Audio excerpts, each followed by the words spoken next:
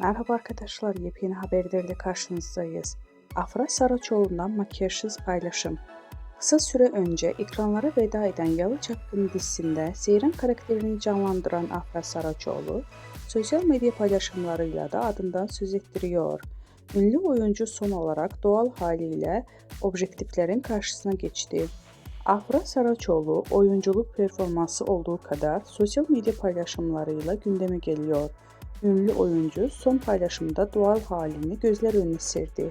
Sosyal medyada Afra Saraçoğlu'nun makyajsız hali büyük ilgi gördü.